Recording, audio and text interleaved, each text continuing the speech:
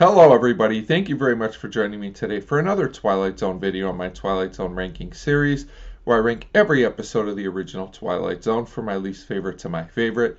Today I'm going to be talking about number 34, Miniature, written by Charles Beaumont and directed by Walter E Grauman. This is a season 4 hour-long episode, and as always there will be spoilers, so Miniature is one of the best hour-long episodes in my opinion. It's certainly a fantasy, but also a very strange and interesting love story in a way. It's one of those episodes with a very bizarre premise that can only happen probably in the Twilight Zone, but if you buy into it like I did, I think it's a very charming and well done episode.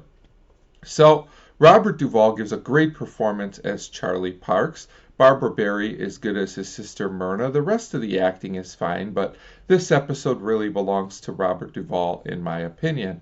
So, this episode starts with a man named Charlie, and he lives with his mother, and he goes to a museum, and he gets accidentally caught up with kind of like a group until he finds a dollhouse. Inside this dollhouse is a woman, a doll, who plays music, and Charlie wonders how this works, so he asks the guard on duty, except that the guard explains the exhibit and also tells Charlie that the doll plays no music. So all this makes Charlie late for work, and he gets fired, which upsets his mother quite a bit. But instead of looking for more jobs like he's supposed to be doing, he continues to go to this museum all the time to watch this doll in the exhibit. So at this point, Charlie continues to observe what's going on inside the dollhouse. He watches the doll play music, eat. She even has a man visit her.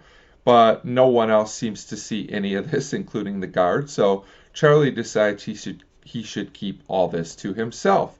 Now, back at home, his mother and sister and her husband are concerned about Charlie because he keeps to himself and he has no job. So his sister's husband offers him a job, and his sister even decides to set him up with a girl that she knows. So Charlie does reluctantly go out on this date with this girl, a woman named Harriet, but she's a bit too aggressive for Charlie's liking, so things don't really go well there.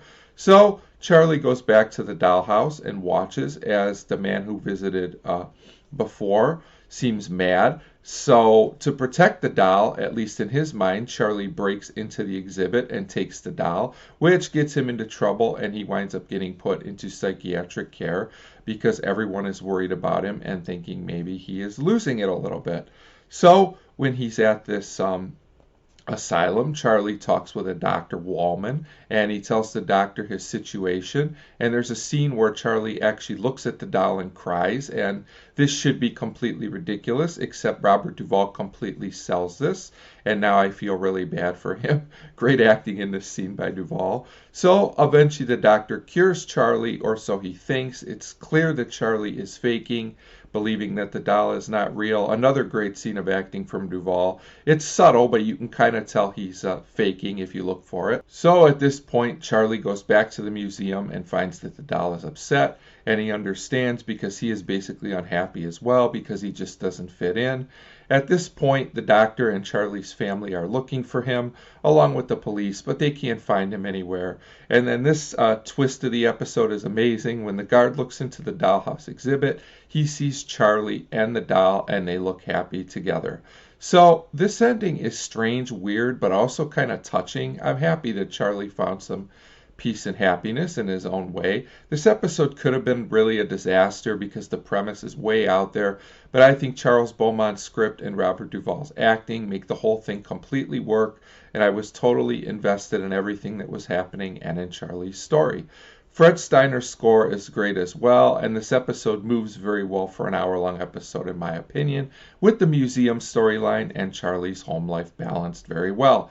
So Miniature is a unique and compelling episode, and that's why it comes in for me at number 34 on the list. As always, let me know if you liked this episode, Miniature, or not. Thank you very much for your support, and thanks for watching.